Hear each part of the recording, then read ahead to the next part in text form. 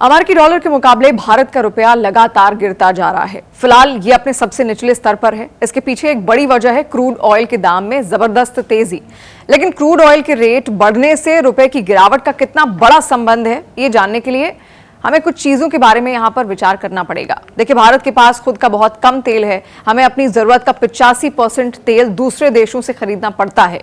जब भी दुनिया के बाजार में तेल के दाम बढ़ते हैं तो हमारे देश की पूरी अर्थव्यवस्था और आपके हाथ में मौजूद रुपए की ताकत डगमगाने लगती है। दुनिया का बाजार एक खास नियम पर चलता है। अगर आपको कच्चा तेल यानी कि क्रूड ऑयल खरीदना है तो आपको तेल बेचने वाले देश को डॉलर में भुगतान करना होगा।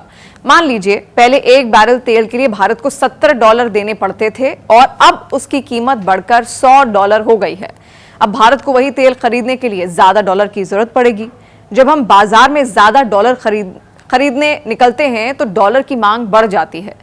अर्थशास्त्र का सिंपल सा नियम है कि जिस चीज की मांग बढ़ती है वो महंगी हो ही जाती है। नतीजा ये होता है कि डॉलर मजबूत हो जाता है और उसके मुकाबले हमारा रुपया कमजोर होकर गिर जाता है। इसे एक उदाहरण से भी आप समझिए। अगर आपकी कमाई 10,000 रुपए है और अचानक बिजली और राशन का बिल बढ़कर 12,000 रुपए हो जाए तो आपको 2,000 रुपए का घाटा होगा। भारत के साथ भी यही होता है। जब हम विदेशों को सामान बेचकर जितना पैसा कमाते हैं उससे कहीं ज्यादा पैसा तेल खरीदने में खर्च कर देते हैं तो इसे करंट अकाउंट डेफिसिट यानी कि CAD कहते हैं। तेल की कीमतें बढ़ने से ये घाटा और बड़ा हो सकता है। जब दुनिया को दिखता है भारत का खर्च उसकी कमाई से ज्यादा हो रहा है तो अंतर्राष्ट्रीय बाजार में रुपए की साख कम होने लगती है, जिससे रुपया और गिरने लगता है। तेल महंगा होने का मतलब सिर्फ पेट्रोल डीजल महंगा होना ही नहीं। इस स्थिति में हर चीज को जो एक जगह से दूसरी जगह ले जाने के लिए ट्रक या ट्रेन या जहाज का इस्तेमाल होता है, जब डीजल महंगा होता है तो ट्रांसपोर्ट का खर्च भी बढ़ता है। इसके कारण फल, सब्जी, अनाज और कारखानों में बनने वाला हर सामान महंगा हो जाता है। खेती में इस्तेमाल होने वाले ट्रैक्टर और पंप भी डीजल से ही चलते हैं, इसलिए अनाज उगाने की लागत भी इससे बढ़ जाती है।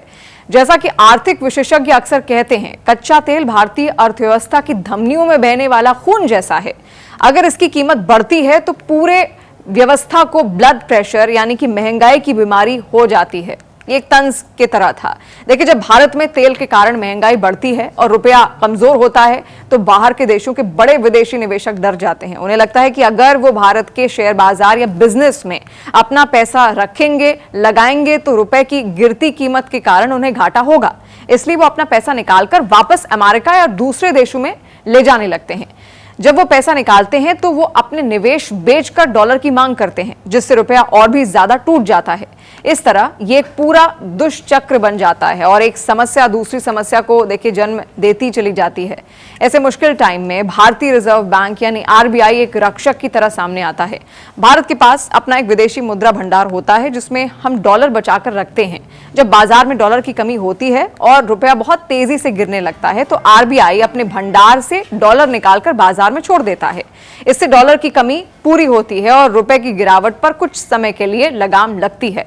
हालांकि ये पक्का इलाज नहीं है क्योंकि हमारा विदेशी भंडार भी सीमित ही है।